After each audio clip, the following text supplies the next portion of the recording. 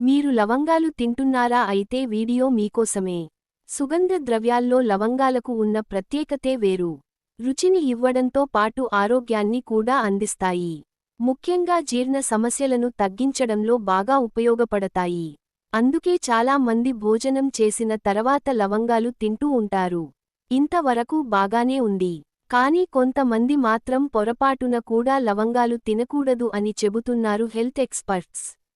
కొన్ని రకాల సమస్యలున్న వారు వీలైనంత వరకు లవంగాల వాడకాన్ని తగ్గించడమే మంచిదని సూచిస్తున్నారు. మరి ఎలాంటి సమస్యలున్న వాళ్లు లవంగాలు వాడకూడదు అనే విషయానికి తెలుసుకుందాం. చాలా మందికి లవంగాలు తినే అలవాటు ఉంటుంది.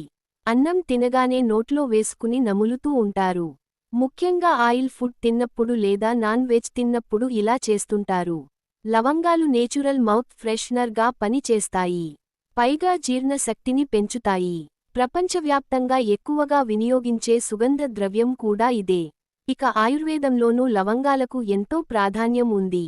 రుచిలోనే కాకుండా వంటకు కొత్త ఫ్లేవర్ అందించడంలోనూ ఇవి ఎంతగానో తోడ్పడతాయి. కూరలు, మసాలాలలో ఎక్కువగా వీటిని వాడుతుంటారు. ఇక ఇంటి చిట్కాలలోనూ వీటిని విరివిగానే వాడుతుంటారు. ఇన్ని ప్రయోజనాలున్న లవంగాలను అందరూ తినవచ్చు అనుకుంటారు. కానీ కొన్ని సమస్యలున్న వారు అసలు లవంగాలను తినకూడదు. ఇలా తినడం వల్ల ఎన్నో సైడ్ ఎఫెక్ట్స్ వస్తాయి. తీవ్ర ఇబ్బందులు ఎదుర్కోవాల్సి వస్తుంది. మరి ఎవరు తినకూడదు?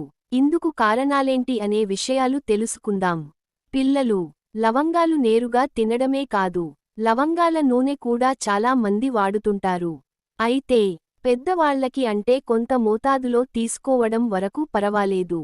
కానీ పిల్లలకు మాత్రం పొరపాటున కూడా లవంగాల నూనె వాడకూడదు. ఇది చాలా ప్రమాదకరం.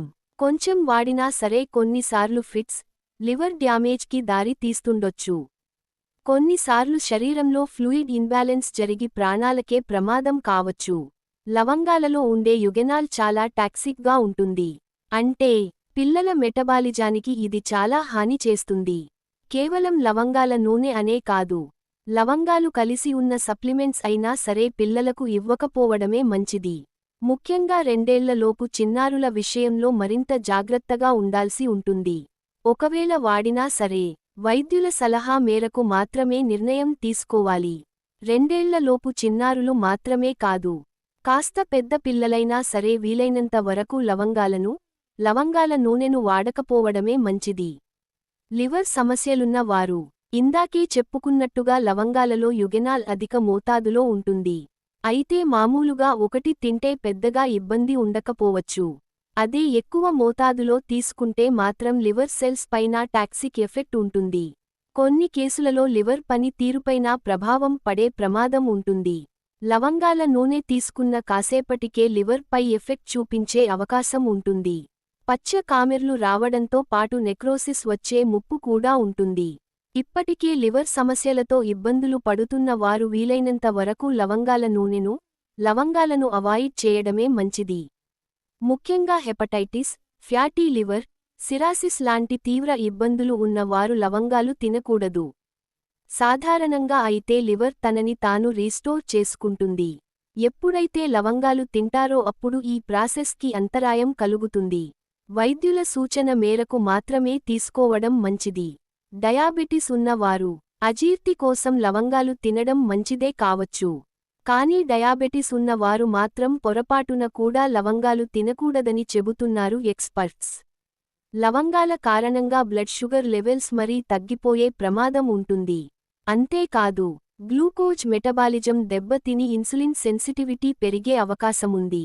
ఇప్పటికే డయాబెటిస్ మెడికేషన్ తీసుకుంటున్న వారిలో కొన్నిసార్లు షుగర్ లెవెల్స్ మరీ దారుణంగా పడిపోయే ప్రమాదం ఉంటుంది. దీన్నే హైపోగ్లైసెమియా అంటారు. ఇన్సులిన్ సహా గ్లూకోజ్ తగ్గేందుకు మెడిసిన్స్ వాడే వారు ఖచ్చితంగా జాగ్రత్తగా ఉండాలి. ఎప్పుడైనా తెలియకుండా లవంగాలు తీసుకున్నప్పుడు బ్లడ్ షుగర్ లెవెల్స్ ఎలా ఉన్నాయి అన్నది గమనించుకోవడం మంచిది. తక్కువ మోతాదులో తీసుకున్నప్పటికీ కొన్నిసార్లు ఎక్కువ ఎఫెక్ట్ చూపించే ముప్పు ఉంటుంది. గర్భిణీలతో పాటు పాలిచ్చే తల్లులు కూడా వీలైనంత వరకు లవంగాలను అవాయిడ్ చేయడమే మంచిదని ఎక్స్పర్ట్స్ చెబుతున్నారు. వంటల్లో లవంగాలు వాడడం అనేది సహజమే. ఇలా వంటల్లో కలుపుకుని తినడం వల్ల పెద్దగా ఎఫెక్ట్ ఉండకపోవచ్చు. కానీ లవంగాల నూనె, సప్లిమెంట్స్ మాత్రం దూరం పెట్టడమే మంచిది. ఇవి డోస్ మించి తీసుకుంటే మాత్రం ఇబ్బందులు తప్పకపోవచ్చు.